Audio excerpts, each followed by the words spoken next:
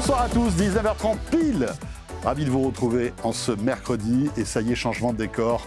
Nous revoilà de retour sur Paris pour reprendre nos bonnes vieilles habitudes de Tech & Co, la quotidienne, en direct à la radio, à la télé, après notre périple au CES de Las Vegas. D'ailleurs, toutes les émissions qu'on a pu faire ces derniers jours sont à retrouver si vous les avez ratées en replay et en podcast avec un résumé complet de tout ce qu'on a pu voir au grand salon de la tech, le CES de Las Vegas. Avec ce soir, donc, en ce mercredi soir, au sommaire de Tech & Co, la quotidienne, l'actu chaude du moment.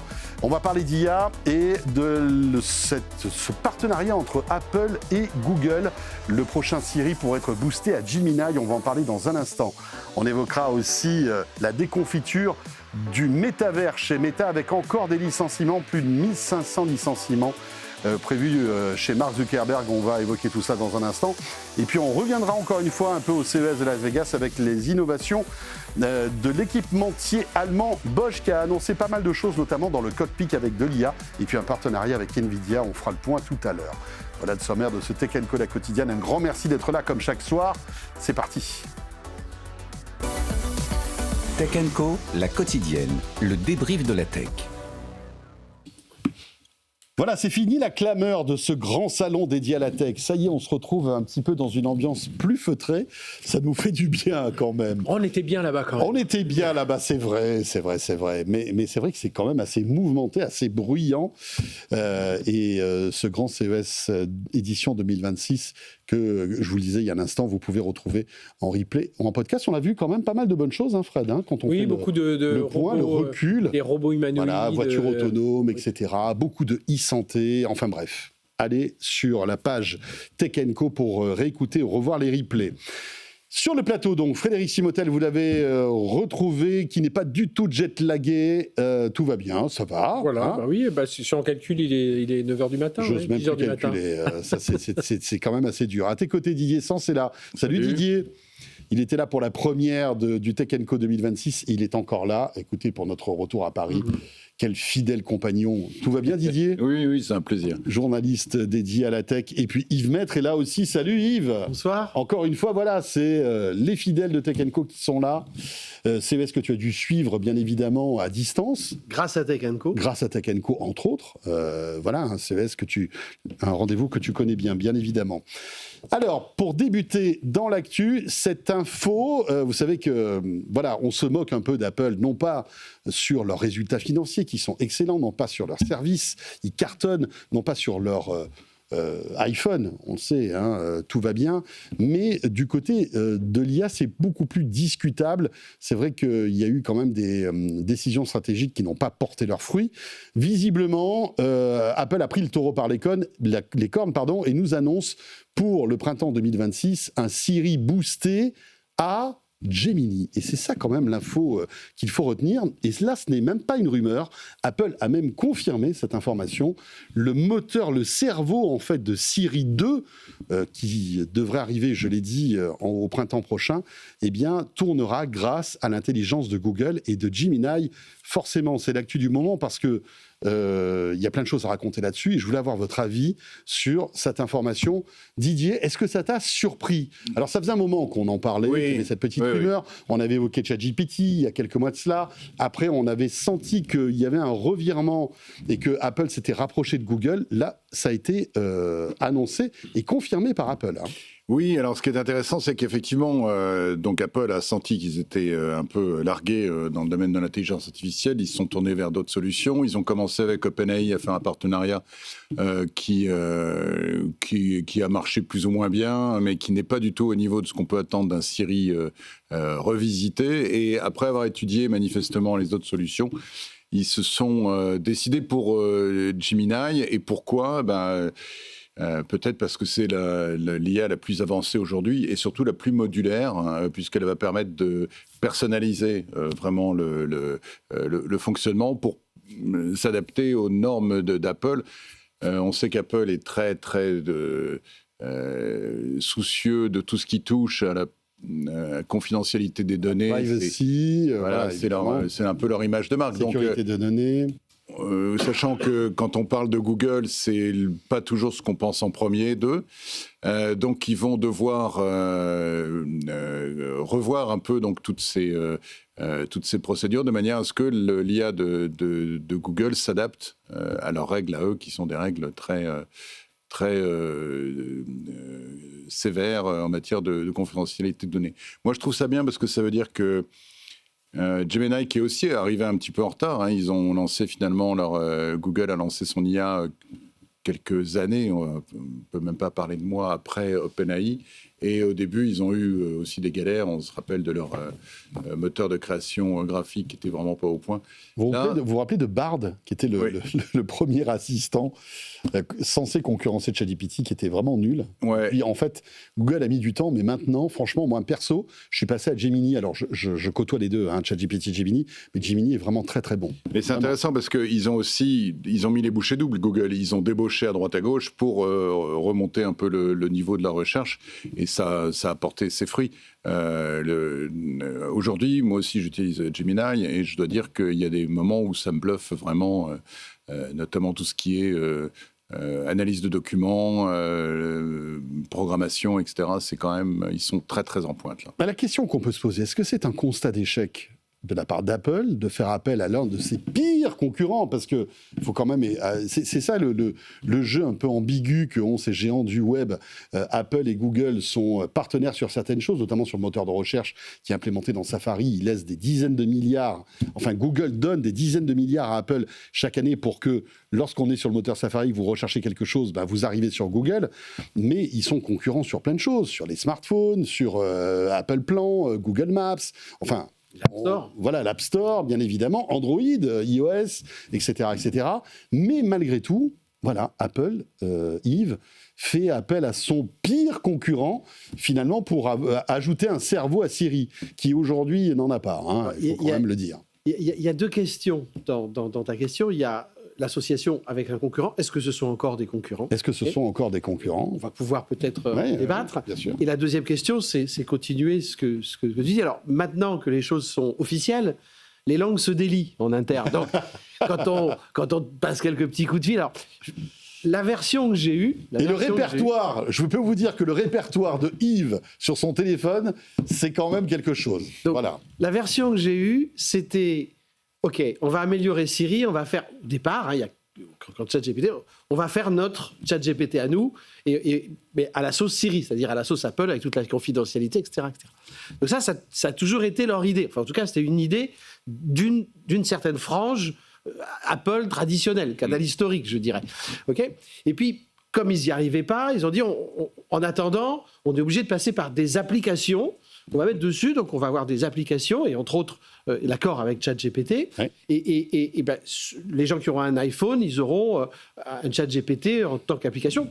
Pas exclusivement, mais d'une certaine manière.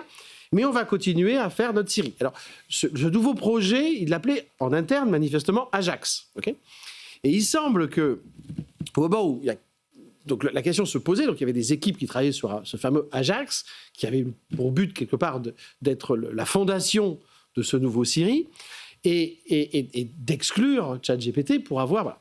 Et il paraîtrait que quand Tim Cook a vu, avant que ce soit public, Gemini 3, il a demandé une démonstration de l'état de la situation d'Ajax pour comparer, et il paraît qu'il aurait dit qu'il ne voulait plus, expression de Tim Cook, de moment map. Okay, parce que vous vous souvenez, quand Apple a sorti l'Apple Map, ça a été une catastrophe, et il y a eu un moment map. Et donc l'expression qu'il aurait eue, c'est « je ne veux plus de moment map ». Et alors, Cela dit, c'est plutôt intelligent et sage de sa part. Ça, c'est l'anecdote. Mais ce qui est important, c'est que c'est un changement de stratégie radical. Ça veut dire que Apple change de sa position de producteur d'AI, qui était Ajax, Siri, etc., à curateur d'AI. C'est-à-dire, je vais contrôler les AI pour garder les caractéristiques propres à Apple de confidentialité, etc., en Edge, de tourner sur une partie de leur serveur et de prendre le meilleur de Gemini pour l'intégrer, y compris au niveau des Mac. Donc, c'est un changement de positionnement stratégique par rapport à ça. Et je pense que dans ce cadre-là, on revient sur ta première question, est-ce que ce sont encore des concurrents ?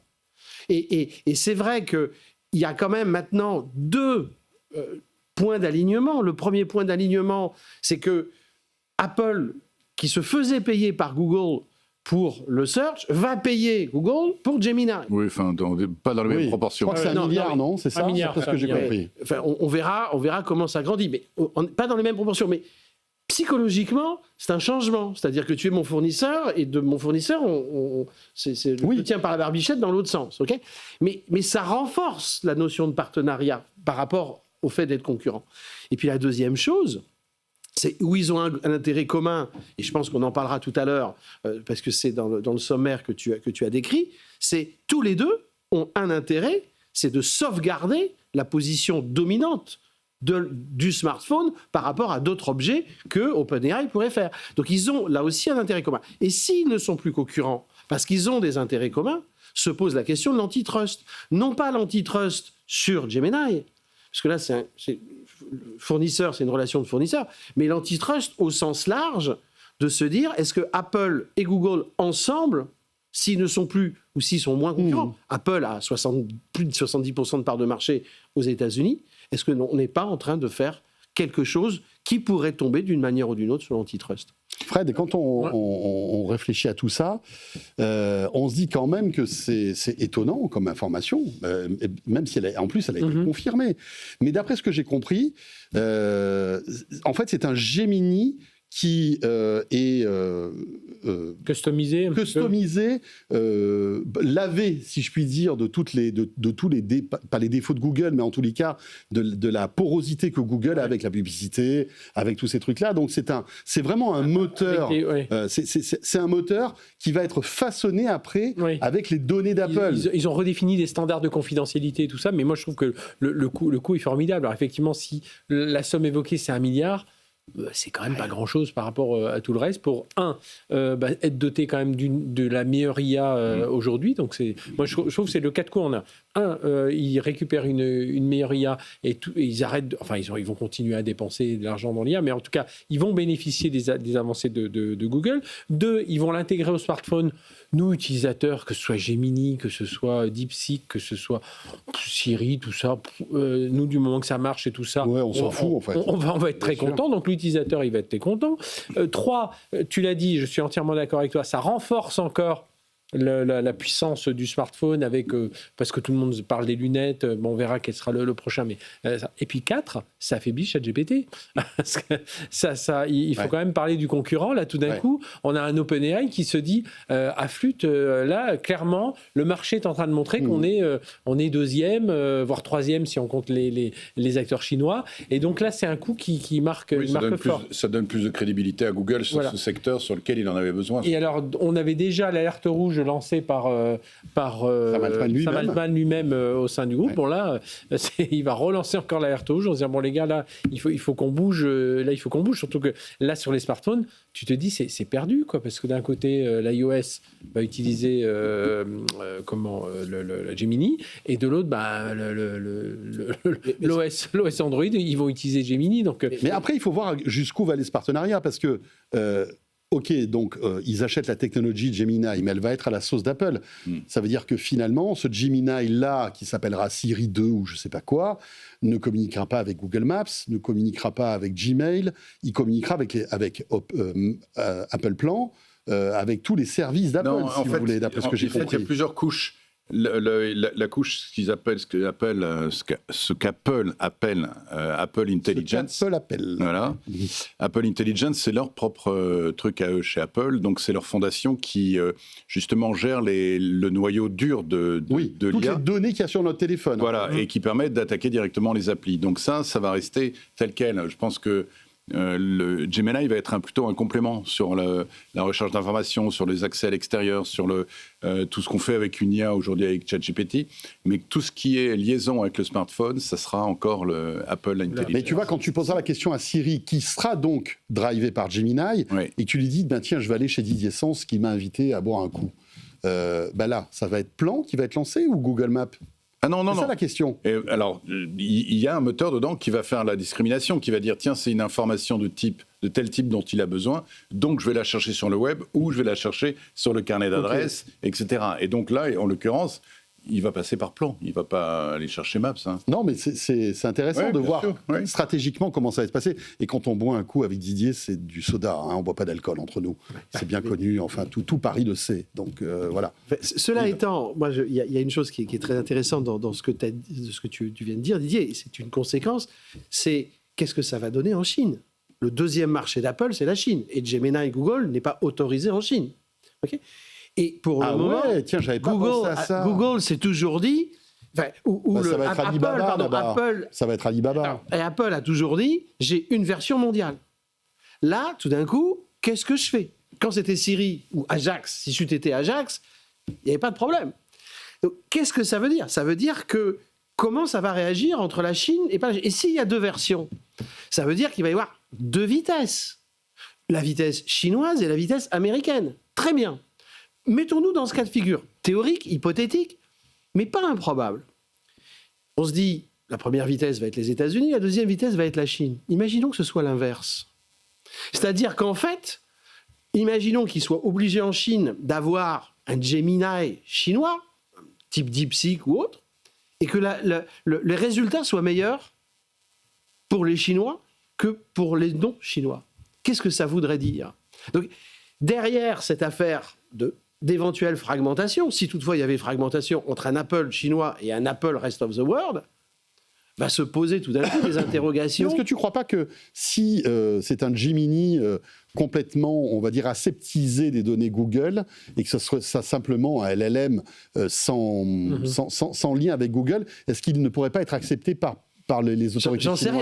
J'en sais rien. J'imagine qu'Apple a réfléchi Non, mais on là-dessus. sait que Google a quitté la Chine en 2017, si mes souvenirs sont bons, en disant plus jamais je reviendrai. Oui, mais là, ça va pas être ce Gemini-là. Ce Siri ne va pas être géré par Google, visiblement. Il va être géré par Apple, qui a acheté en fait une recette de LLM qui est Gemini. Moi, je pense que mais il va y avoir tellement de... Enfin, je veux dire... Ça va être intéressant, en tout cas. Non, Là, on rentre dans les détails. Et puis, rappelons qu'à priori, ils ont signé avec Gemini, alors au dehors de l'aspect chinois, ils ont signé avec Gemini pour les smartphones, mais a priori, ça devrait même être déployé sur les tablettes, Absolument. sur les Mac, sur l'ensemble de l'écosystème Apple. Hein, donc, c'est dans ce sens-là où je dis, ils deviennent des curateurs. Mais c'est une vraie interrogation. Ouais, et on n'a pas. Moi, j'ai rien lu là-dessus. Je ne sais pas où ça en est. Mais j'imagine que, enfin voilà, il y a un problème. Et eux, ils le savent. Enfin, il y a un problème ou une solution. Enfin, il y a une interrogation. Et cette interrogation, elle va devoir passer par les autorités chinoises.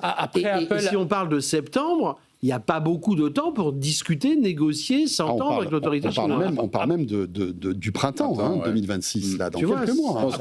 Après, Apple a toujours su naviguer avec les autorités chinoises et faire ce qu'il fallait pour être dans les clous. Je pense que ça, ils l'ont étudié et ils diront, voilà, c'est comme ça. Comme dit François, moi, je pense qu'il y a une couche qui va être un peu... entre guillemets, anonymisé, qui sera pas qui sera du Google enfin, une recette Google dédiée à Apple, et Apple va Frédéric, dessus. J'imagine que ça va être la thèse d'Apple. Okay, tu as absolument raison. La thèse du gouvernement chinois par rapport à ça va être un levier de négociation. Ils vont s'en servir pour être un levier de négociation. Comment, de quelle manière? Il faut être le petit soulier des autorités chinoises. Je n'y suis pas, ok, ça tombe bien, je cherche pas à y être, mais voilà, quoi, je veux dire. C'est une question qui se pose forcément. Je voudrais juste rebondir sur l'histoire de ce que tu disais tout à l'heure, que maintenant Google et Apple sont partenaires alors qu'ils étaient concurrents. Je te rappelle que les écrans d'Apple, des iPhones, sont faits par Samsung, qui est quand même le premier concurrent d'Apple, bien sûr. Et les mémoires c'est Samsung aussi. Electronics. C'est une autre branche qui est quand même Gemini assez... est peut-être un autre département. Non, mais tu as raison, c'est exactement le même type de partenariat. Autre chose comme effet que l'on risque de voir chez Apple, vous savez, on parle beaucoup aujourd'hui de la succession de Tim Cook. Alors on parle de John Ternus, on parle en interne, peut-être d'autres. Évidemment, il doit y avoir deux, trois autres candidats. Et ça aussi, ça va montrer aussi qu'est-ce qui va se passer derrière. Parce qu'on sait que chez Apple, il y avait ceux qui étaient pour le tout développeur en interne, ceux qui disaient non, si on veut aller plus vite, il faut aller vers Anthropic, vers OpenAI, vers Gemini, voire vers Mistral. On se souvient qu'il y a eu ces rumeurs l'été dernier d'un possible rachat de Mistral. Et je trouve que ça va être intéressant aussi là, dans les jours dans les semaines qui viennent, de voir quels sont les départs chez Apple et de se dire tiens, il y a vraiment quelque chose qui est en train de se passer aussi chez eux, Ouais. parce qu'il y avait vraiment ces deux écoles et là aussi, et ça peut influer sur d'autres. Oui, enfin, rien n'empêche Apple de ce qu'ils ont fait dans le domaine des processeurs, par exemple, de dire ok, on lâche la bride pour l'instant et après on viendra avec notre solution à nous. Oui, mais en interne, ça peut avoir un effet quand tu sais qu'il y avait vraiment des oppositions très fortes. Et même si on leur dit, tu vois, on y reviendra un jour, l'autre dire, bon, il y a Meta qui est en train de me... Et puis surtout, s'ils reviennent un jour, il faut qu'ils reviennent avec un truc meilleur que Gemini. Et ça va être compliqué parce que Google met le paquet quand même. Juste, en aparté, on ne va pas faire longtemps là-dessus, mais c'est la réaction d'Elon Musk qui est assez amusante. Je ne sais pas si vous avez suivi. Tellement Il y a prévisible. vraiment, Tellement excusez-moi, prévisible. les boules de ce partenariat, parce qu'il aurait bien aimé qu'Apple choisisse Grok. Mais je vois mal Tim Cook serrer la main d'Elon Musk pour prendre. Et donc, il a voulu être patron d'Apple à une époque. voilà, comme il est un peu jaloux, il commence à écrire des insanités sur X en disant que c'est pas normal qu'Apple passe ce partenariat avec Google, que ça va créer une hégémonie, enfin bref, etc. Petite parenthèse refermée. Il y avait un autre sujet que je voulais qu'on évoque ensemble, qui est éventuellement, imminemment lié à tout ça, c'est le projet d'OpenAI et de Jonathan Ive. Alors, là, aucune information, on va dire, factuelle et sérieuse, mais encore une fois, pas mal de rumeurs. Et la dernière en date provient d'un spécialiste, je crois d'un analyste, qui annonce que OpenAI travaillerait sur une espèce de produit audio qui ressemblerait en fait à des AirPods. Vous savez qu'on attend véritablement beaucoup de ce produit qui serait vraiment conçu, taillé pour ChatGPT et qui nous permettrait en fait de dialoguer avec ChatGPT d'une manière totalement révolutionnaire et qui pourrait peut-être se rapprocher de cette intelligence artificielle, on va dire ultime, qui capterait à la fois notre environnement pour arriver à s'adapter en fait à notre action, aux débats qu'on pourra avoir, etc., etc. Et donc, on avait imaginé un pendentif. Qu'est-ce qu'on avait imaginé? Des lunettes aussi, un stylo. Et là, on irait plutôt... Moi, je suis sûr que c'est un portefeuille. Toi, tu crois un portefeuille? Un porte-clés. Et pourquoi pas? Ouais, pourquoi pas. Mais là, en tout cas, la dernière rumeur en date parlerait d'AirPods. Enfin, d'écouteurs. D'écouteurs, voilà. Alors, franchement, est-ce que vous imaginez... Pourquoi pas? Je veux dire... Ouais, mais l'avantage des écouteurs, c'est que ils ont fait des progrès ces dernières années assez considérables. Maintenant, ça te sert de traducteur instantané, ça te sert à mesurer la tension dans ton oreille, le rythme cardiaque, peut-être même à détecter des maladies. Enfin bref, ils ont fait tellement de progrès qu'effectivement, ce format en lui-même n'est pas gênant. Là, j'ai vu que dans les communiqués, ils parlaient d'une espèce de télécommande universelle qui permettrait à la voix de piloter en fait des applications sur ton téléphone, de lancer des instructions de manière à obtenir un enseignement. Pourquoi pas? Je veux dire, on n'est pas forcément lié à l'aspect visuel des choses. Enfin, ça peut être un complément, c'est ça que je veux dire. Je ne pense pas que ça va remplacer le smartphone, mais ça peut être un complément d'informations qu'on a l'habitude d'avoir visuellement et qui ne sont pas forcément très intéressantes dans cette optique-là. Qu'est-ce que vous en pensez? En fait, la course à l'AI dans notre vie quotidienne, c'est-à-dire dans notre poche, est lancée. Et on voit bien qu'il y a deux types d'acteurs. Les acteurs historiques, on disait tout à l'heure, un petit peu d'humour, canal historique, qui sont Apple et Google, et qui deviennent quelque part moins concurrents et plus partenaires, parce qu'ils ont une ligne de stratégie, c'est j'intègre dans l'iPhone. Oui, c'est ça. En fait, ils sont concurrents, mais ils vont dans la même direction. J'intègre dans le smartphone, mais ils vont dans la même direction. Puis après, il y a une autre bifurcation qui est en train de se faire, c'est ce que j'appelle l'AI post-écran. Okay, et dans l'AI post-écran, il y a deux acteurs, Meta, okay, et OpenAI, qui sont en train de se dire, nous, il faut qu'on gagne cette course-là. Alors, ce qu'il y a deux petites choses. Mais... Ce qui est intéressant dans ce que tu viens de dire, c'est que autant Google, Apple ont des partenariats, mais Meta, OpenAI, ils n'en ont pas. Absolument. C'est véritablement deux concurrents purs et durs sur un même service qui est l'IA générative, en fait. L'un vient fondamentalement du métaverse, du casque. Et des réseaux sociaux aussi. Et des réseaux sociaux, et qui vient dans les lunettes. L'autre vient du pur LLM, et il vient aussi dans le hardware. Okay, mais on voit bien que ce sont deux chemins de course, un peu comme le Paris-Dakar, puisque chacun a pris son chemin pour arriver à la victoire. Chacun espère arriver à la victoire. Bon. Alors, ce qui est intéressant, c'est que, en effet... Ou la panne en plein désert. Pardon ? Ou la panne en plein désert. La panne en plein désert. C'est possible. Oui, alors s'il y a une panne en plein désert, ça va être un vrai souci dans le monde de la finance. Hein, mais ça peut arriver. Une panne sèche peut arriver. Le carburant, c'est le cash. Okay, Apple et Google, ils n'ont pas ce problème de carburant, okay, puisqu'ils ont des revenus historiques. Meta n'a pas de problème de ce carburant, mais par contre, OpenAI en a. Ouais. Et donc le seul moyen, c'est a priori ce qui va se passer en 2026, c'est de faire une IPO, c'est-à-dire de rentrer en bourse pour régler ce problème. Donc je pense qu'ils ont chacun leur solution pour régler ce problème. Donc à mon avis, ils vont chacun y arriver. Lequel va arriver le premier ? Lequel va remporter le filet garni ? Ça va être une autre question. Bon, mais quand on regarde ça, il y a deux petites anecdotes qui me font rigoler. La première, c'est qu'en ce moment, il y a plein de gens d'OpenAI qui circulent dans le monde, et entre autres en Europe, et y compris en France, pour aller voir des startups pour trouver des composants hardware. Et donc, quand on est un petit peu connecté, on arrive à avoir des infos sur quel type de hardware ils regardent. Alors, c'est en effet des hardware qui ne consomment pas beaucoup d'énergie ou des choses comme ça. Puis la deuxième chose qui est quand même, pour moi, assez drôle, c'est... ce que j'appelle le phénomène de tuer de ses propres mains l'enfant qu'on a créé. Okay, parce que Johnny Ives vient d'embaucher quelqu'un qui s'appelle toujours Tang Tan, okay, qui était le monsieur qui était, quand il était chez Apple, l'expert du touchscreen et du fameux bouton Home. Okay.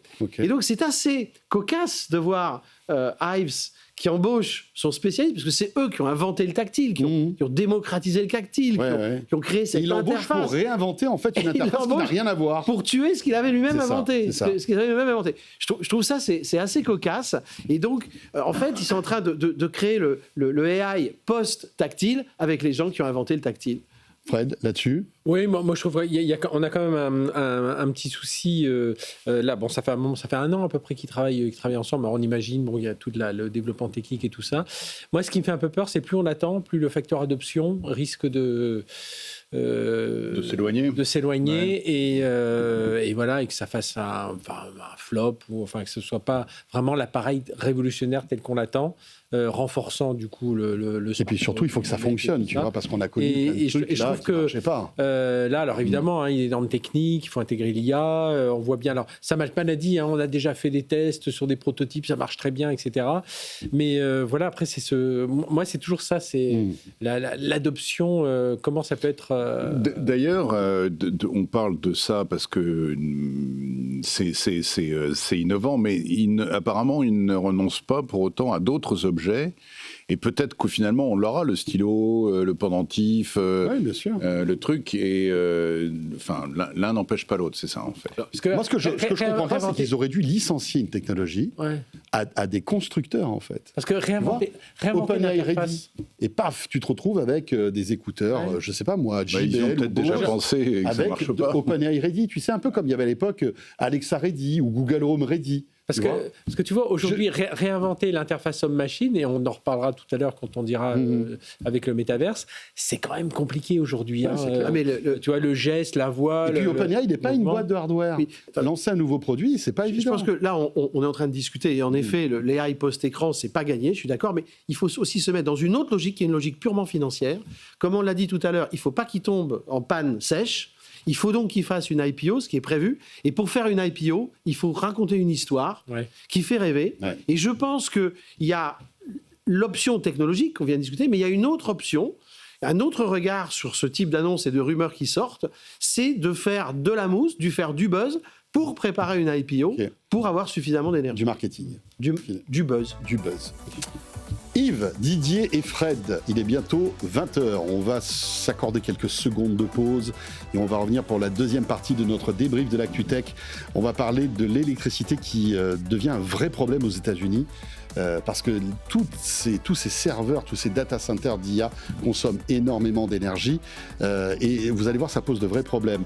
On parlera aussi de cette histoire étonnante de Pete Lowe. Vous connaissez peut-être Pete Lowe, peut-être pas, c'est le fondateur de OnePlus, qui est une marque de smartphone qui a eu énormément de succès, de buzz sur les réseaux sociaux il y a quelques années, et qui, là, est sous mandat d'arrêt à Taïwan. Peut-être que tu as suivi cette histoire, tu pourras nous raconter tout ça dans quelques instants. Bref, vous restez là, Tech & Co, la quotidienne, revient juste après cette petite pause. À tout de suite. Tech & Co, la quotidienne sur BFM Business. Tech & Co, la quotidienne, le débrief de la tech. Voilà le retour de Tech & Co, la quotidienne sur BFM Business. Un grand merci d'être avec nous en direct à la radio, à la télé. Peut-être êtes-vous aussi avec nous en différé grâce au replay et au podcast. Merci en tous les cas de nous suivre, toujours avec autant de fidélité.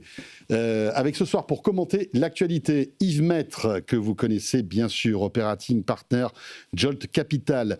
Didier Sens est avec nous, journaliste tech. Il est là aussi pour accompagner les sociétés à mieux s'exprimer devant quand elles en les ont médias, besoin, pour communiquer avec la presse, etc. Il fait ça terriblement bien parce que, autant vous dire que lorsqu'un porte-parole d'une marque sort d'un média training avec Didier Sens, soit il pleure, soit il change de métier. Voilà. Mais oui, mais c'est ça aussi. Il fait bien son job. J'espère qu'il n'y a pas que ça comme solution. J'espère qu'il se comporte bien aussi. Et évidemment, Frédéric Simotel, journaliste à BFM Business. Pour notre dernière partie, on va aller aux États-Unis avec évidemment l'intelligence artificielle qui est en train de faire exploser, écoutez bien, les factures d'électricité. Alors que les data centers se multiplient, le sujet est devenu éminemment politique, forcément. Et sur son réseau social, Donald Trump affirme qu'il refuse que les Américains paient plus cher leur courant à cause de l'IA. Et les géants de la tech sont sommés d'agir. Anthony Morel nous expliquait tout ça dans Good Morning Business. On l'écoute. En fait, c'est l'un des effets pervers du boom de l'IA générative. Ces milliers de data centers qui sont construits ou qui sont en cours de construction pour faire tourner, pour entraîner les modèles d'IA, ils sont extrêmement énergivores. Les plus gros, il faut bien se rendre compte, ils consomment autant qu'un petit pays en termes de consommation électrique. Donc c'est absolument massif. Et le résultat concret de tout ça, c'est que dans certaines zones, au niveau local, aux États-Unis, les prix de l'électricité ont explosé de l'ordre de x2,5 en l'espace de quelques années. Donc évidemment, il y a un impact sur les populations. Et Donald Trump l'a dit sur son réseau social, il n'est pas question que les Américains paient la facture de l'intelligence artificielle et ils somment les GAFAM d'agir. Donc en général, quand ils demandent aux GAFAM d'agir, ils agissent dans la foulée et c'est ce qu'a commencé à faire Microsoft. Microsoft qui annonce que désormais, dans les zones où il construira des data centers, il demandera à payer plus cher sa facture d'électricité pour absorber l'augmentation des prix et qu'elle ne soit pas répercutée sur les habitants. Microsoft va aussi investir dans les infrastructures locales, dans les écoles, dans les bibliothèques, dans des formations en intelligence artificielle, bref, tout un tas de mesures pour faire passer la pilule, si l'on peut le dire.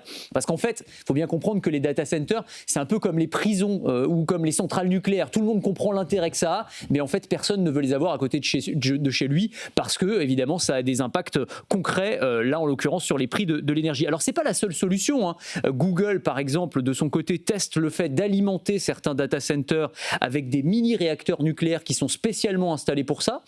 On a aussi l'idée de travailler sur des nouveaux types d'architecture de data center avec des GPU qui seraient plus efficients d'un point de vue énergétique, qui consommeraient moins.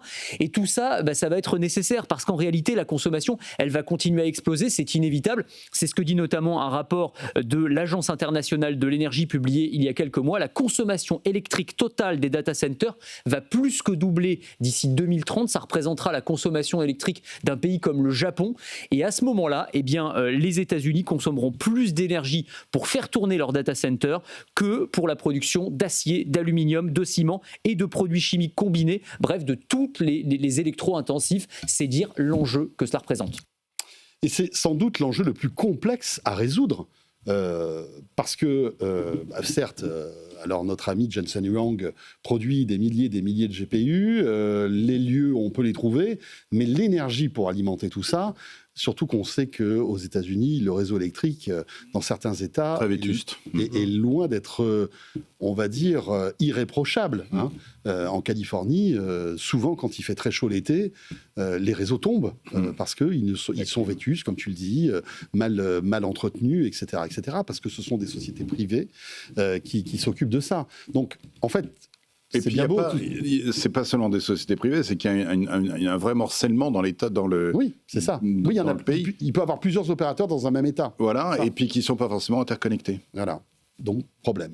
Ouais. Alors, imaginez créer tous ces gigawatts supplémentaires pour alimenter tous ces data centers. C'est un sacré Ce qui est défi, honteux, ça, non, Didier? ce qui est honteux, c'est que les Musk, les Nvidia, tous ces gens-là disent on va créer des super gigafactories, des super centres des data centers, etc.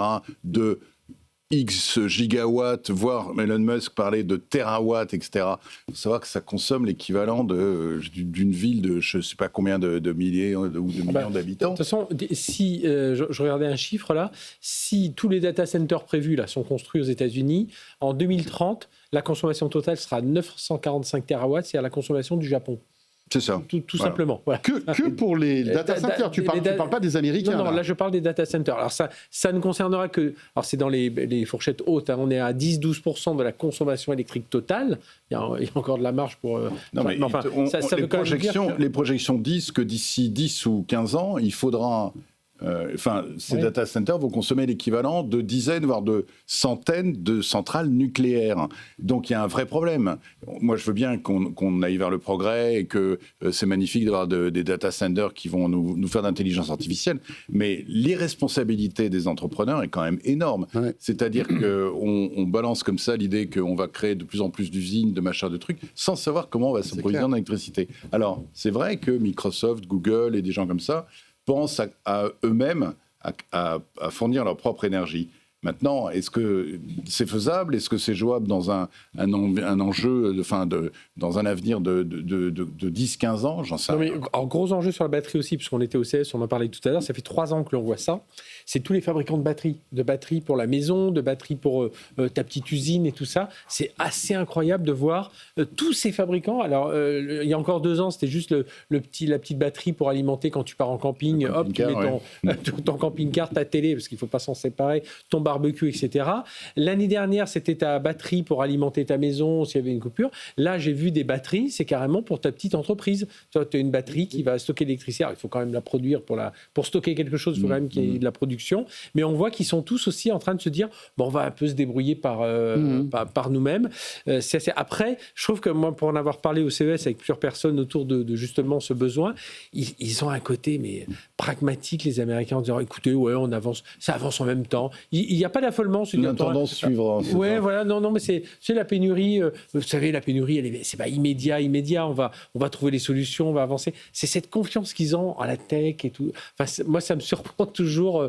Voilà, et puis un jour, ça tombera en panne. Bah oui, je tombe en panne, mais bon, vous savez, on est en train de reconstruire à côté, ça va redémarrer. Ouais. Mais c'est vrai que là, je sais pas si les paysans d'Arizona qui vont plus se retrouver sans électricité, sans eau, sans rien à cause des data centers. Ce qui est grave, c'est qu'on ne sent pas, par contre, un plan énergie du pays. Ouais. Comme tu dis, il y a beaucoup d'opérateurs privés, etc. Oui, là, c'est les géants de la tech qui vont se débrouiller, en fait. C'est un peu débrouillez-vous, les gens de la tech, débrouillez-vous. Les villes, voyez comment vous pouvez réguler tout ça. Mais ne vous n'augmentez pas les prix. Les habitants, prenez, achetez des batteries, des machins, et puis voilà, on va voir comment tout ça va se réguler. Et c'est vrai que Yves, alors tu connais bien ce milieu-là, on a l'impression que tous ces géants de la tech, là, n'ont pas vu arriver le problème de l'énergie. J'ai cette impression-là. En fait, ils ont toujours avancé sans trop se poser de questions. Ouais. Et c'est un peu leur force, d'ailleurs, tous ces gens de la tech. Ils ont toujours frôlé la ligne jaune, voire rouge. Et puis, quand il fallait reculer, ils ont un petit peu reculé, etc. Mais voilà, ça a toujours été un peu sans foi ni loi, quoi, un peu le western. Et là, en fait, ils se rendent compte qu'ils vont véritablement droit dans le mur avec de gros problèmes d'énergie. C'est bien beau aussi de fabriquer des centrales nucléaires. Ils ont l'argent pour. Mais pour fabriquer une centrale nucléaire, il faut des années. Ça prend énormément de temps. Je ne sais pas si tu as vu, Microsoft a racheté... Et Donald Trump ne veut pas d'éoliennes, en plus de ça. Mais après Donald Trump, on verra. Mais Microsoft a racheté la centrale nucléaire de 3 Mile Island. Oui, qui était arrêtée, je crois. Qui était arrêtée, donc on va remettre... Donc, je veux dire, ils achètent eux-mêmes... Ils sont là. Je veux dire, Microsoft achète sa propre centrale nucléaire. Quoi. Voilà, enfin, bon, tout est dit. Alors en fait, j'écoutais, et puis je me disais dans ma tête, allez, je vais faire un petit jeu de mots, parce que tu sais que j'aime bien faire les petits jeux de mots. Donc le consommateur aura le droit entre les lumières de l'intelligence artificielle ou la lumière du salon, quoi. Ouais. Mais ce sera soit l'un soit l'autre. Et pour en Je suis revenir, pas persuadé que les lumières de l'intelligence artificielle remplacent la lumière du salon Non, mais- dans l'absolu. Non, mais pour, Mais la, non, mais pour- c'est- pour la lumière du salon, il aura en effet ces jeux de batterie. Il faut dire que, par exemple, en Europe, il y a une société qui s'appelle Virta, une société européenne, Oui. qui fait des très bonnes solutions justement pour la lumière du salon. Et donc, et aussi pour les voitures, hein, puisque c'est un acteur des voitures. Et donc, dans les voitures électriques, pour parler des solutions qui vont arriver, quand sa voiture électrique, elle a été rechargée, et puis qu'on a besoin de l'énergie et qu'on est dans la journée, on renvoie l'énergie de la voiture sur le grid, donc sur le réseau, pour que, voilà, et comme ça, on rentre chez soi le soir et on la recharge la nuit, parce qu'on fait moins d'intelligence artificielle la nuit que dans la journée. Donc, il y a aussi un certain nombre de solutions. La question qui se pose, c'est, et nous en France, parce que l'Angleterre est confrontée à la même problématique, et nous en France. Nous, on est en surplus Et encore, nous, dans et nous, on est en surplus. surproduction Nous, on est gâtés, d'électricité. parce ouais. qu'on a Didier, une alors je- gestion d'énergie Moi, ce qui me... Alors, en effet... et propre. En plus effet, de ça. Ouais. la situation en France, c'est qu'on est en surplus d'électricité. Ouais. Donc, comme on est en surplus d'électricité, nos gouvernants demandent à EDF, calme le jeu, Oui. on en a trop, calme le jeu. Connaissant la capacité visionnaire de nos dirigeants, ça m'interpelle. Je me dis, OK, mais si dans 4-5 ans, on se retrouve dans une situation où on n'est plus en surplus, Ouais. et puis quand on est en surplus, on le vend, hein, parce que je veux dire, c'est un peu Oui. bête de mettre le surplus à la poubelle. OK, bon. Et si on n'est plus en surplus, et qu'il faut tout d'un coup relancer des programmes énergétiques, nucléaires ou pas, ça va prendre 3-4 ans. J'ai mis la main Ouais, donc sur un faut souci, quand même, hein. rapport de RTE, Ouais. donc réseau, je ne sais plus quoi, d'électricité. C'est le réseau du transport électrique, Du non, un truc transport comme ça électrique. Bon. Et donc, eux, ils ont fait une projection. Ils disent que pour l'instant, les data centers en France, hein, je parle de la France, pas les États-Unis, ça représente 2% de la consommation électrique du pays. C'est ridicule. Ça fait 2 millions de foyers. Et dans 10 ans, on s'attend à ce que ça explose. Ça ne fera que 7%. Ah ouais, d'accord. Donc, Donc, c'est vraiment... il y a, pour nous, il n'y a pas de raison de nous inquiéter, vraiment. Non, mais moi, je me Et d'ailleurs, souviens- c'est un problème qu'on Non, mais s'inquiète moi, pas. Oui, ça veut d'ailleurs, dire que Ça veut dire qu'on n'en aura pas des masses. Voilà, tous ces industriels ne choisissent pas la France pour Ouais. pouvoir investir chez nous et créer des data Mais, moi, centers. mais vous avez tout à fait raison. Je Mais me oui, souviens, bien je me sûr. souviens de l'élite. Moi, j'aimerais bien que ça fasse 20 ou 30%. Ben oui. De l'élite de France Télécom qui prévoyait que le SMS, ça ne ferait rien du tout parce qu'on ne s'en servirait pas. Et puis après, quand le Lui, il a SMS été- est arrivé, il a été visionnaire, lui. et voilà, on a dit WhatsApp, c'est pas un concurrent du SMS, ils feront rien du tout, puis WhatsApp a tout fait. Donc les grands visionnaires, Ouais. dont enfin, j'étais dans ces sociétés, donc je me jette le blâme. Hein, je sais pas. Heureusement qu'on ne parle aux pas autres. du Minitel. Je veux dire, et heureusement qu'on ne parle pas du Minitel. Bon, on ne peut pas dire qu'on s'est jamais, ou que je ne me suis jamais trompé sur des choses comme ça. Et ayant cette expérience-là, j'ose espérer que, moi n'étant plus, entre guillemets, en service, hein, je veux dire, opérationnel dans ces grands groupes, j'ose espérer qu'ils ont un plan B, quoi, parce que... Oui. Voilà. Et pour terminer, et après, excuse-moi, Frédéric, de t'avoir coupé, il faut savoir que la Chine fait une centrale nucléaire, et en un an, ils font des centrales nucléaires.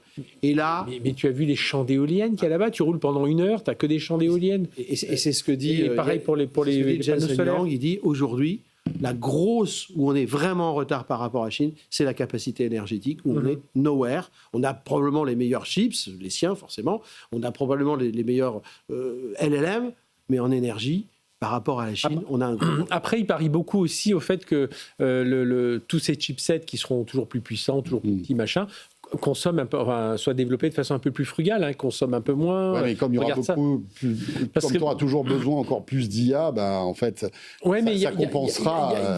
il y a quand même cette école-là aussi, Ouais. tu vois, au niveau du développement logiciel, il commence à regarder d'un peu plus près, alors que voilà, le cloud nous disait, allez-y, développez comme vous voulez. Écoute, on va pas faire 2 heures sur ce sujet, c'est le problème des Américains. Ouais. Hein. Voilà, c'est pas le nôtre encore aujourd'hui, mais ça valait le coup quand même de le souligner. J'aimerais qu'on évoque le personnage en fait, le fondateur d'une boîte qui s'appelle OnePlus, qui est une boîte qui eh bien, fabrique des smartphones depuis pas mal d'années et qui, je le disais tout à l'heure, a eu son moment de gloire il y a quelques années. Tu as un OnePlus. Oui. Et ben voilà. Moi, je me souviens, il y Allez, a quoi au nous. il y a entre 5 et 8 ans, c'était le smartphone qu'il fallait avoir parce que eh bien, son fondateur, qui est quand même quelqu'un d'assez charismatique, qui est chinois, voulait véritablement faire le smartphone ultime avec un Android pur, les meilleurs composants, etc., etc. Il avait créé en fait sa communauté sur les réseaux sociaux et quand il a sorti son premier téléphone, il s'est arraché en fait par toute la communauté qui était fan en fait de ce monsieur qui s'appelle Pete Lowe, donc le cofondateur et le CEO de OnePlus. Alors OnePlus aujourd'hui a perdu un peu de sa superbe, est rentré un peu dans la galaxie de ces constructeurs de smartphones. Je crois qu'il fait partie de la galaxie Oppo, Vivo. Oppo, Vivo Vivo, et c'est ça, tout. ou Oui. je crois que c'est BBK, je crois que ça s'appelle comme ça. Donc voilà. Mais ce gars-là est sous mandat d'arrêt à Taïwan. Ils ont lancé un mandat d'arrêt contre Ils ont lui. lancé un mandat d'arrêt contre lui parce qu'il est chinois et qu'il aurait recruté en douce des ingénieurs taïwanais. Et ça, évidemment, quand on connaît les tensions, on va dire, historiques entre la Chine et Taïwan, c'est pas bien vu. Il y a des lois, d'ailleurs, qui sont très strictes là-dessus. Il avait même créé des sociétés écrans pour masquer, justement, D'autres l'ont fait avant lui, mais ces il l'a fait embauches. aussi, ouais. Voilà. Et là, tac. Est-ce que tu connais bien Taïwan, tu as travaillé chez HTC. Qu'est-ce que tu peux nous dire sur cette histoire? Alors, j'ai deux, trois choses à dire quand même. Mais en effet, j'ai vécu à Taïwan. On faisait des cases de réalité virtuelle et des smartphones aussi. Ce que je peux dire, c'est que Taïwan m'a débauché. D'accord. Donc, bon, je suis content d'avoir été débauché par Taïwan et je vois que Taïwan maintenant veut plus qu'on débauche des gens de chez eux. Donc, je me dis que Taïwan a changé. Donc, ça, c'est la Oui, enfin, première chose. attends. On n'a pas le même passé historique, la France avec Taïwan, que la Chine. Oui, non, mais d'accord. Mais enfin, bon, c'était une plaisanterie, c'était une boutade. Mais enfin, bon, je veux dire, il y a quand même 2 poids, 2 mesures. Donc, il y a un aspect, en effet, éminemment politique. Il y a une deuxième chose qui me paraît importante dans le monde dans lequel on est en train de vivre, c'est l'effet Maduro, ce que j'appelle l'effet Maduro. Parce que un État, c'est un État. Une entreprise, c'est une entreprise. Un État est géré par un président. Une entreprise est gérée par un CEO.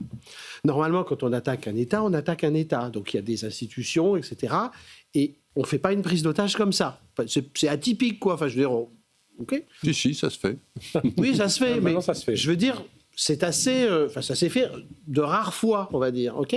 Puis, c'est à peu près toujours les mêmes qui le font. Bon. Et là, c'est un peu le similaire.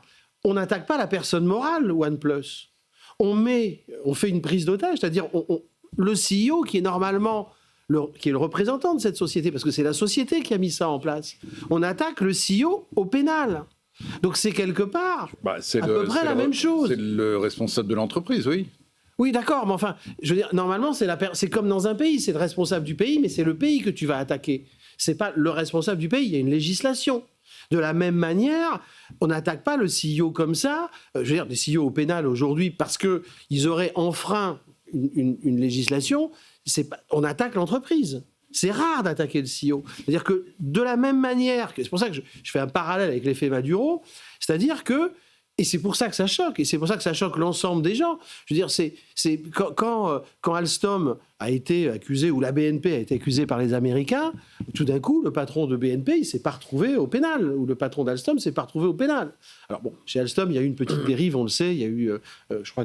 Ça arrive que des patrons se retrouvent au pénal. bien sûr. Oui, mais- parce que oui, mais- en fait, ils sont responsables juridiquement de Lafarge, l'entité. par exemple, c'est un bon exemple. Non, mais on attaque l'entreprise, et en attaquant l'entreprise, on en déduit que le patron va au pénal. Mais c'est pas le patron va au pénal et après on attaque l'entreprise. Non mais Ce que je veux dire, c'est que- Yves, on est d'accord, mais regardons les choses en face. Dans le dossier d'accusation de Taïwan, il est clair que c'est le personnage Eh oui. de comment il s'appelle, de Pete Pete Lowe, qui est en cause. C'est lui qui a créé l'entreprise écran à Hong Kong, qui a changé de nom pour pouvoir s'installer à Taïwan. C'est lui qui est allé, qui a embauché des gens pour gérer justement le recrutement des ingénieurs, etc.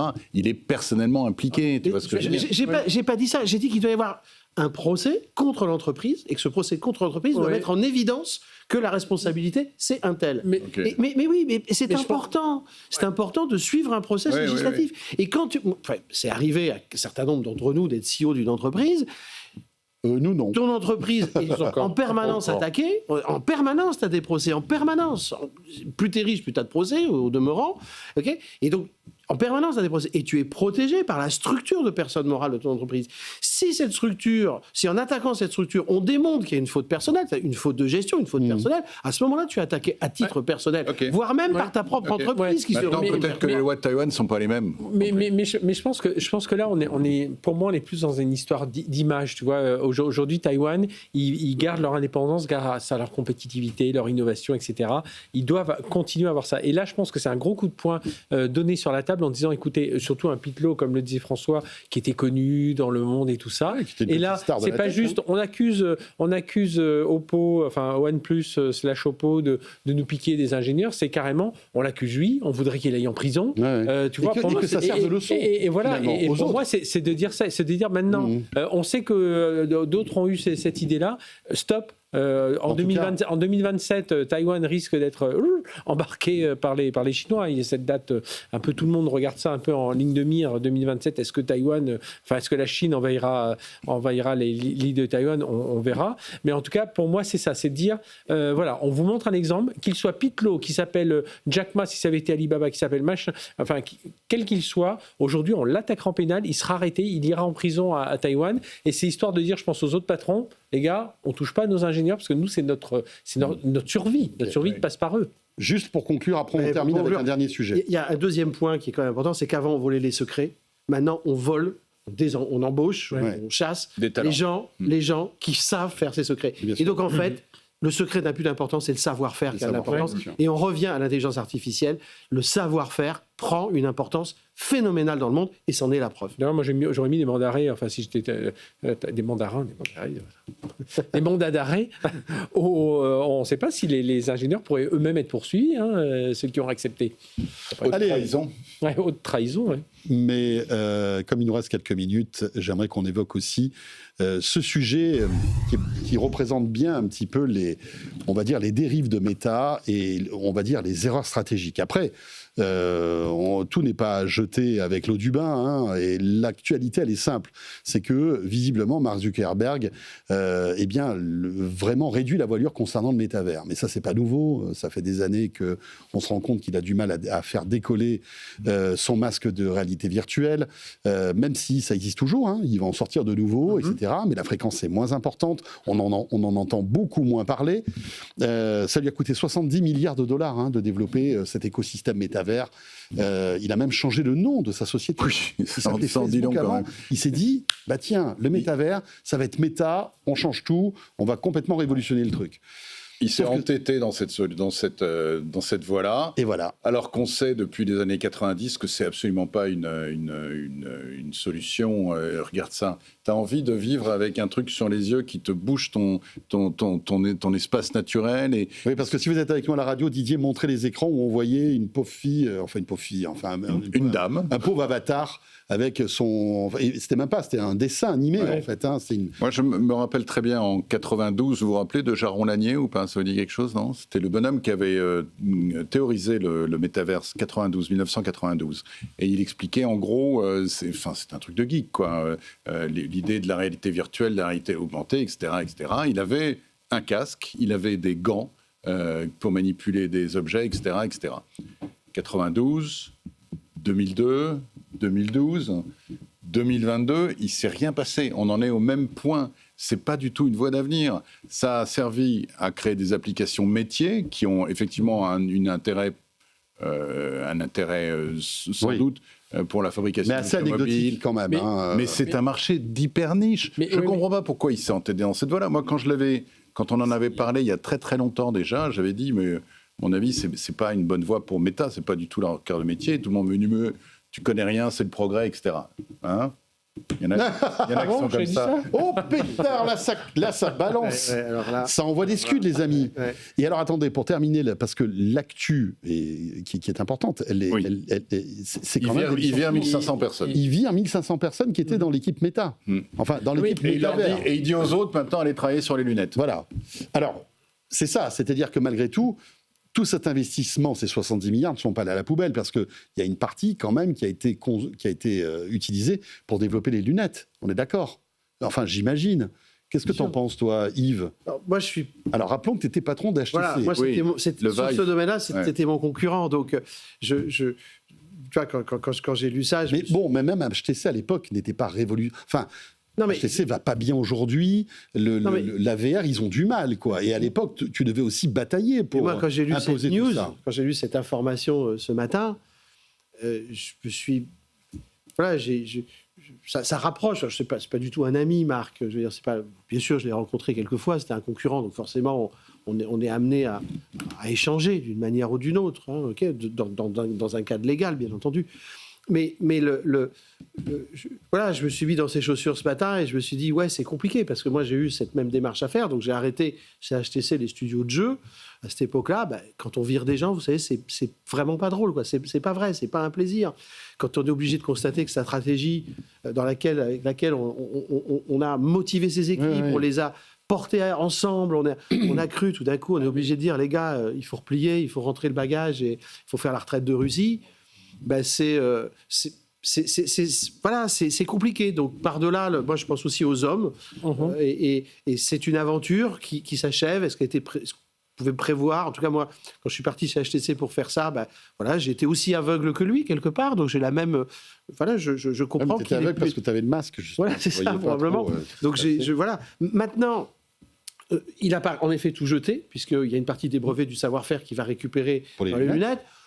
Et puis, c'est pas la fin mais actée c'est- du métavers. Non, hein. c'est- Non. Bref, Non, c'est- ouais. en tout cas, ça le repousse à loin. Oui, Ça le oui, repousse oui, à loin. c'est sûr. Mais il y a autre chose que je voudrais dire aussi, c'est que quand on dit c'est 70 milliards de gâchés, techniquement, c'est pas 70 milliards, c'est peut-être 30 ou 20 ou 40 ou même 50 si on veut. C'est beaucoup moins de 50, cela étant. On va dire, bon, mettons la moitié. Mais en fait, c'est pas tout à fait vrai. Pourquoi ?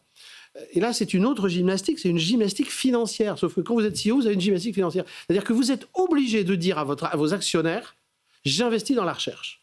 Et il y a des quotas, on est obligé d'investir un certain nombre de pourcents dans la recherche. Et si on ne le fait pas, eh bien, le cours de l'action plonge. Donc ces 70 milliards lui ont permis de faire monter son cours d'action. Et si on regarde les 70 milliards investis par rapport à la montée de son cours d'action, eh bien, vous savez quoi ? Il a pris une bonne décision Oui, c'est de le clair. faire à Oui, l'époque. bien sûr. Et il a pris une bonne décision d'arrêter dès que ça n'avait plus d'impact sur son cours de Moi, juste Fred, deux pour choses. conclure. Je pense qu'il avait envie de marquer le marché aussi. Les autres avaient sorti des smartphones, il a racheté des smartphones. Il a voulu marquer en disant tiens, j'ai une idée, j'en suis persuadé, c'est là-dedans. Moi, j'admire quand même le courage de l'homme. Je l'avais dit en fin d'année, en disant quelqu'un qui est capable de faire ça. Moi, j'aurais bien aimé, par exemple, et je mets une pièce dans le. J'aurais bien aimé qu'en France, un constructeur auto dise écoutez, les gars, on arrête les voitures avec chauffeur, on se lance sur la conduite autonome et on y va à fond et on met des milliards là-dedans. Eh bien, aujourd'hui, on aurait des leaders dans ce domaine. Mais parce qu'on- Il a fait ça avec les casques. Il y a Bah, que il s'est lui qui avait autant planté. de cash flow. hein. Mais tu vois, il faut oser un jour quand on est patron d'une boîte, alors il est propriétaire de sa boîte, il est la principale actionnaire, tout ça. Mais en tout cas, il a osé virer. Absolument. Il s'est un peu planté, voilà. Mais tu vois, nous, on pourrait oser dans d'autres domaines. Je pense aux véhicules autonomes. Merci beaucoup à tous les trois. Merci Yves Maître. Merci Didier. Merci à toi. Fred Merci. Simotel. Il nous reste une petite demi-heure à passer ensemble pour Tech & Co, la quotidienne, avec au sommaire pour les 30 minutes qui viennent. Et bien justement, on va s'intéresser à un acteur européen, équipementier auto, Bosch, qui était au CES. On découvrira quelques-unes des annonces qui ont été faites. Et puis, on parlera, eh bien non pas anglais, mais en tous les cas, on découvrira une IA développée par Red Labs qui permet justement d'apprendre l'anglais. Vous savez que ça, c'est vraiment un sujet qui est en train véritablement d'exploser. Eh bien, on vous expliquera comment l'IA peut aujourd'hui nous aider à apprendre une langue avec notre invité. Petite pause et on revient tout de suite avec le Tech Flash de Léa Benaïm. À tout de suite. Tech & Co, la quotidienne sur BFM Business. Tech & Co, la quotidienne, Tech Flash. Voilà, 20h34 sur BFM Business et Tech & Co, la quotidienne. J'espère que vous passez un bon moment avec nous. Il est temps de retrouver un condensé de l'actu tech de ce jour. C'est le Tech Flash et c'est avec Léa Benaïm que je retrouve avec beaucoup de plaisir. Et Bonsoir, oui, on Léa. rallume la machine. Bonsoir François, bonsoir à tous. Et à la une, Netflix sort le grand jeu pour racheter Warner. Le géant américain a soumis une nouvelle offre, cette fois en numéraire, c'est-à-dire 100% en cash et non plus avec une moitié d'action action. Une offensive pour prendre de vitesse son concurrent Paramount, lui aussi sur le dossier, et qui a contre-attaqué hier avec une action en justice pour bloquer l'offre de Netflix. Aux États-Unis, Meta licencie dans le métaverse. Comme annoncé le mois dernier, l'entreprise supprime environ 10% des effectifs du Reality Labs, soit près de 1500 personnes. Meta assure ne pas abandonner le métaverse, mais change clairement de priorité pour se concentrer presque exclusivement sur l'intelligence artificielle, et ce, au détriment des casques de réalité virtuelle. Et puis après Air France, une autre compagnie européenne signe avec Starlink. Et oui, c'est Lufthansa qui va équiper ses 850 appareils de la technologie d'Elon Musk. Le déploiement commencera d'ici le second semestre et concerne tout le groupe: Swiss, Austrian Airlines, Bruxelles Airlines et ITA. Un coup dur pour la souveraineté européenne, car jusqu'ici, c'était l'opérateur allemand Deutsche Telekom qui détenait ce contrat. Et puis toujours du côté d'Elon Musk, Tesla annonce la fin de l'achat du FSD. Jusqu'à maintenant, les clients avaient le choix, $8 000 en paiement unique ou $99 par mois. Mais désormais, le logiciel de conduite autonome sera exclusivement proposé sous forme d'abonnement, et ce, dès le 14 février. En parallèle, Tesla se réserve bien sûr aussi le droit d'augmenter les mensualités. Et enfin, en France, l'entité fixe et mobile de Free écope d'une amende de 42 millions d'euros. La CNIL reproche à l'opérateur de ne pas avoir assez bien protégé les données personnelles de ses clients. Une sanction qui fait suite à la cyberattaque d'il y a 2 ans. Des pirates avaient alors dérobé les données de 19 millions d'abonnés Free avec l'aide d'un complice en interne. Et pour finir, si vous avez manqué ce week-end la dernière émission de quoi je me mail, vous pouvez la retrouver en podcast sur toutes les plateformes et en replay sur la chaîne YouTube de Tech & Co. Une émission tournée directement depuis le CES de Las Vegas. On débriefe de toutes les annonces en ce dernier jour et on écoute tout de suite un extrait. Les robots, c'est les stars du CES, il y en a absolument partout. Et donc sur le stand d'Unitree, donc Unitree, pour ceux qui ne connaissent pas, c'est une marque chinoise qui est peut-être la plus avancée ou l'une des plus avancées au monde en matière de robotique. Ils font des chiens et des humanoïdes d'une qualité absolument remarquable. Et avec donc, une fluidité dans les mouvements. C'est ça, une souplesse incroyable, une dextérité. Ils arrivent en fait à,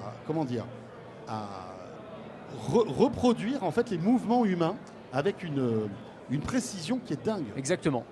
Et donc du coup, ils ont une démonstration, ils ont un ring avec des démos où tu vois le robot faire du kung-fu, faire de la boxe, danser aussi. Et donc voilà, j'ai chaussé les gants et puis j'y suis allé, quoi, tout simplement. Alors ils ont été sympas parce que ris à chaque fois que je vois cette vidéo, je suis mort de rire en fait. Mais moi aussi. Là, je m'adresse à tous ceux qui nous écoutent, qui sont avec nous en audio, s'il vous plaît. Alors ne changez pas vos habitudes, mais allez voir le replay vidéo sur YouTube de ce De quoi je me mêle de cette semaine pour voir Anthony se battre contre ce robot.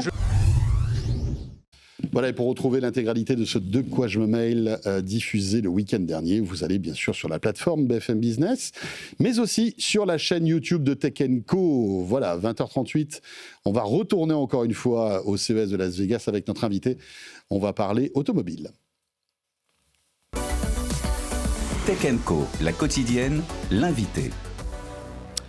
Avec Bosch, et oui, Bosch, on connaît cette marque, en tout cas pour le grand public, ça évoque évidemment tout ce qui touche à l'électroménager, mais il faut savoir que Bosch, entreprise allemande, est aussi très performante dans, on va dire, l'équipement des automobiles. C'est un équipementier automobile, tout comme Valeo ou d'autres. Et nous avons ce soir sur le plateau Guillaume Pluchet. Bonsoir Guillaume. Bonsoir François. Vous êtes le directeur de l'innovation pour l'activité mobilité de Bosch France. Tout comme nous, vous revenez du CES de Las Vegas. Parce que Bosch a annoncé pas mal de nouveautés. Alors, avant peut-être rentrer dans les détails, un mot sur l'entité Bosch. Premier équipementier auto au monde, c'est ça ? Oui, alors Bosch, donc, c'est une grande entreprise industrielle allemande qui fait à peu près 90 milliards de chiffre d'affaires et dans lequel il y a 4 grands piliers d'activité. L'équipement automobile, on va revenir dessus. Oui. Les biens de consommation, vous l'avez cité, les perceuses, les frigos, etc. De l'équipement industriel, donc une marque Rexroth qui fait des machines pour les usines. Et une branche qui fait des techniques pour les bâtiments et de l'énergie, donc des pompes à chaleur, des systèmes de chauffage. Voilà, et on est aussi performant là-dedans. Et la grosse partie de notre activité, à peu près 55 ou 56 milliards de chiffre d'affaires par an, c'est l'équipement automobile. Donc on fournit des solutions pour les constructeurs qui fabriquent des voitures. En ce moment, c'est un morne-pleine un petit peu, non, l'industrie automobile. Vous vivez bien ce trou d'air, ce gros trou d'air? Alors, le marché est difficile. Hein. La difficulté, c'est qu'on a eu un marché en croissance depuis que l'automobile existe. Et depuis 2020, depuis le Covid, on n'a jamais retrouvé les niveaux de volume qu'on avait, le pic étant en 2017. Et voilà, donc il faut apprendre à vivre dans cet environnement. Avec un contexte réglementaire aussi assez fort, hein, la montée en puissance de l'électrique, à marche forcée, les constructeurs auto qui ont eu du mal à faire cette transformation. Enfin voilà, il y a encore pas mal d'interrogations d'ailleurs sur ce sujet. Oui, vous l'avez dit, donc le mot-clé, c'est la transformation. Nous, Bosch, on vient du monde de la mécanique, on s'est transformé, on a fait de l'électronique, on fabrique des semi-conducteurs depuis une trentaine d'années et on continue à investir massivement dans ce domaine-là. Et puis la nouvelle transformation, c'est vers le développement logiciel et l'intelligence artificielle. Donc là, au CES, on a annoncé qu'on investissait 2,5 milliards d'euros dans l'intelligence artificielle.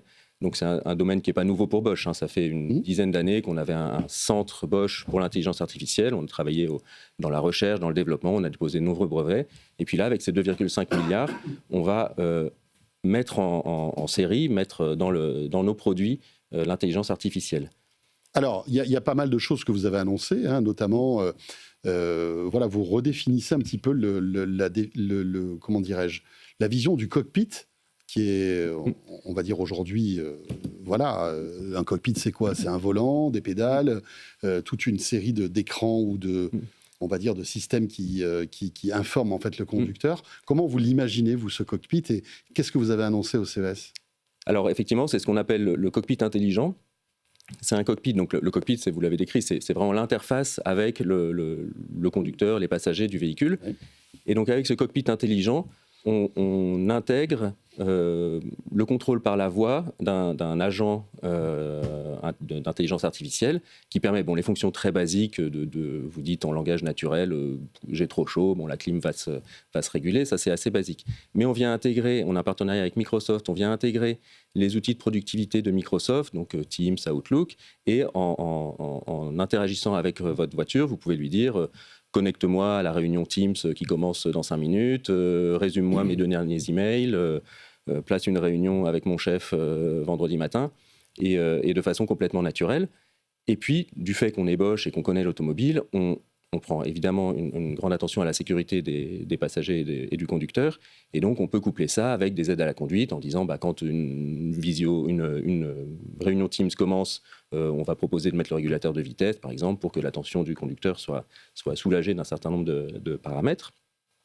Et puis une autre fonctionnalité qu'on aime bien, c'est d'interagir avec l'environnement du véhicule, c'est-à-dire vous roulez par exemple à l'étranger, vous allez en Allemagne par exemple, et vous voyez un panneau que vous ne comprenez pas sur la route, vous pouvez dire à la voiture, traduis-moi le panneau qui est à côté de la voiture, et la voiture va vous dire, c'est un panneau qui vous dit que c'est interdit de stationner ici entre 8h et 17h, et voilà. Et donc toutes ces fonctionnalités sont permises grâce au boîtier intelligence artificielle du cockpit.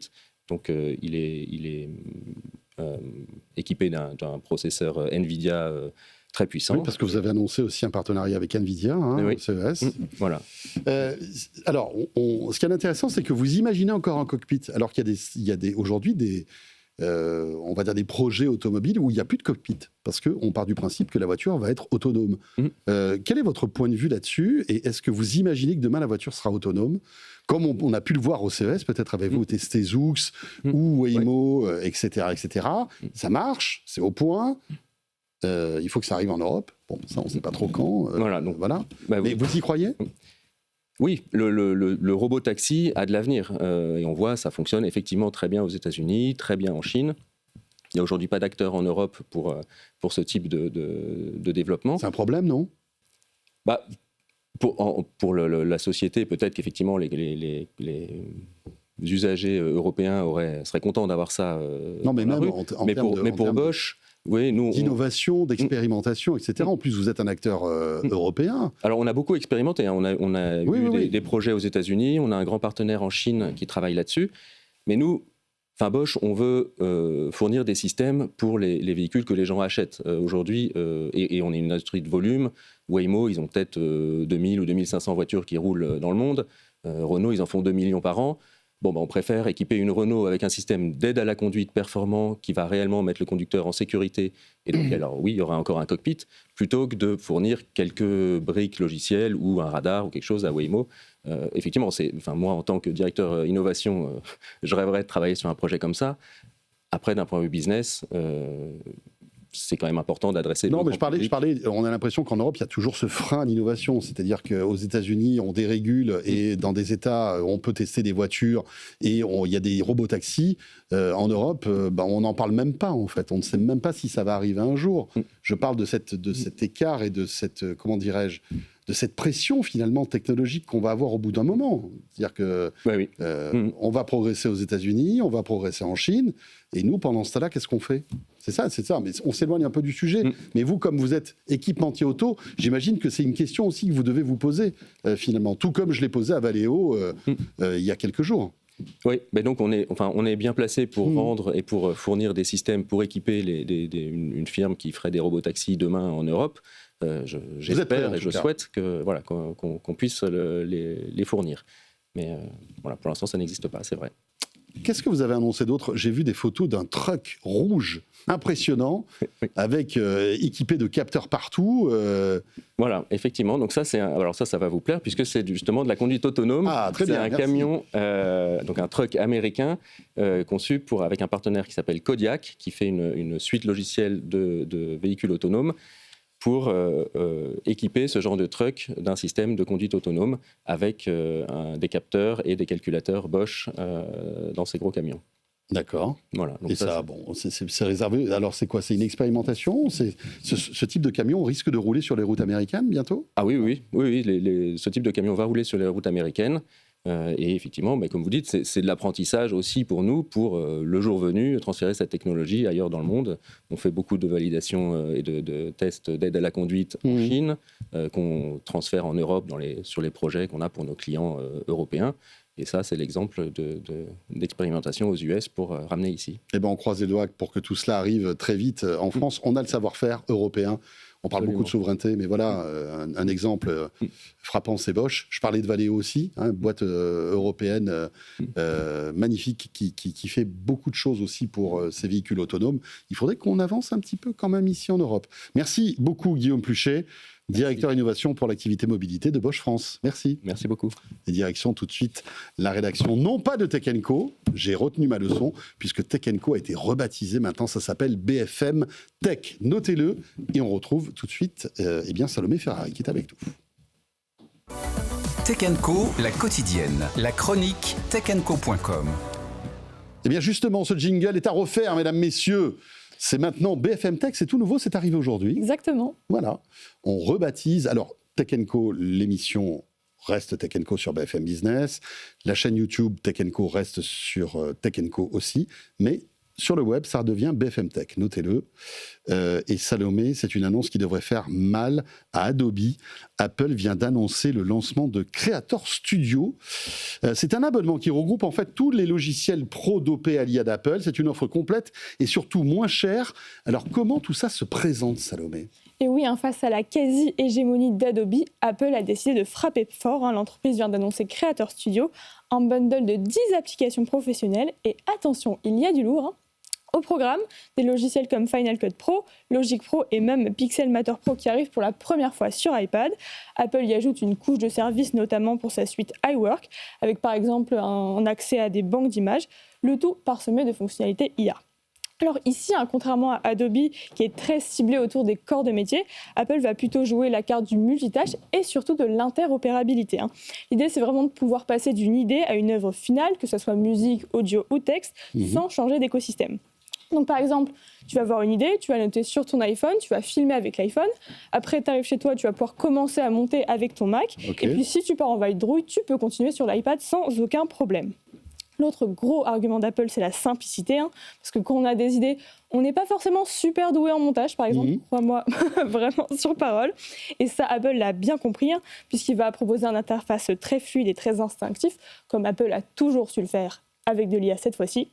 Donc par exemple, il y a une fonctionnalité qui permet un petit peu de synchroniser les images sur une piste sonore en un seul clic. Et j'imagine que tout ça a un prix, parce que connaissant Apple, ça ne va pas être donné.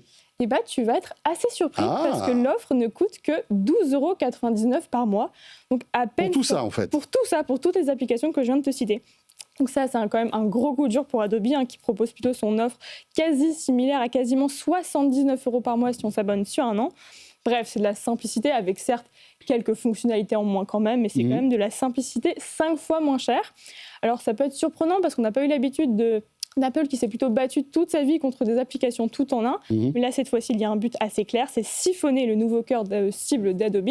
Donc plutôt les jeunes qui adorent le Mac et l'iPhone et qui pourraient peut-être être tentés de rester sur cet écosystème. Et puis finalement, le business des créateurs, des influenceurs est de plus en plus important et ils pourraient passer justement sur cette suite. Exactement. Merci beaucoup, c'était Salomé Ferrari, journaliste à BFM Tech.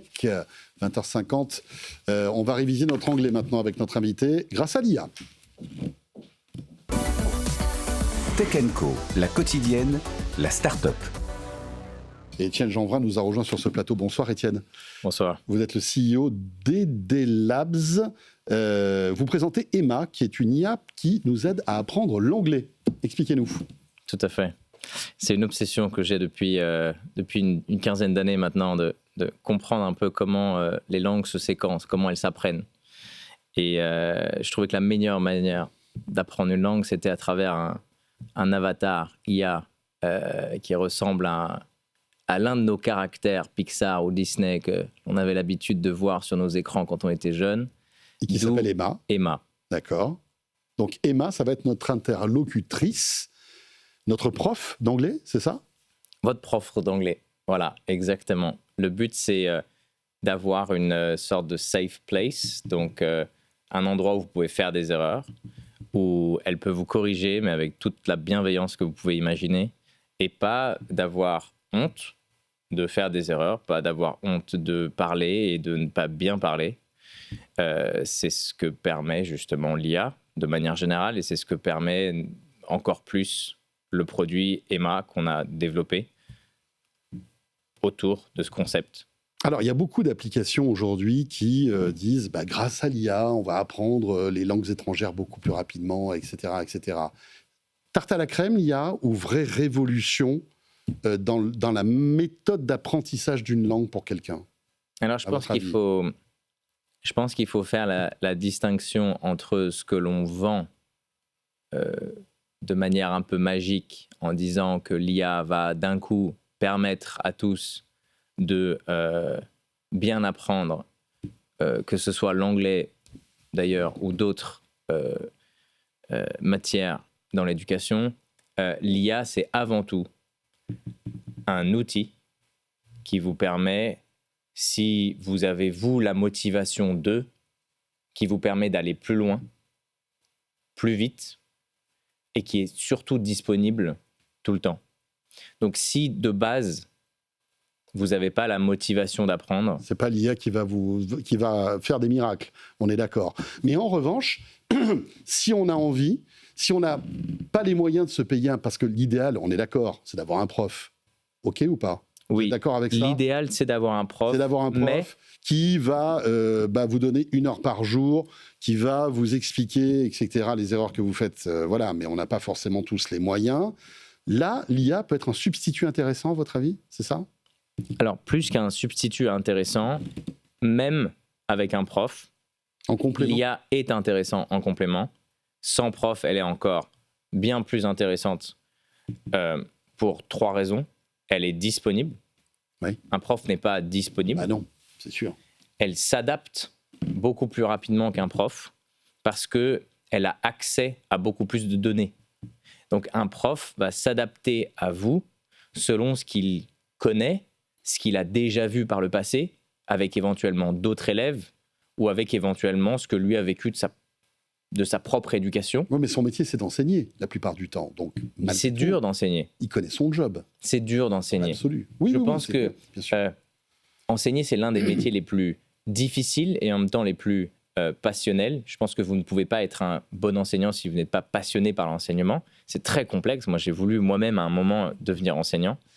Ce que l'IA permet à ce niveau-là, c'est que l'IA a accès à des millions d'étudiants. Nous, il y a déjà 1,5 million d'utilisateurs qui ont parlé à Emma, Et ce que ça veut dire, c'est qu'on a 1 demi-million de signaux de quelle est la meilleure manière d'enseigner quand un humain a autant de signaux qu'il a eu d'élèves dans sa vie.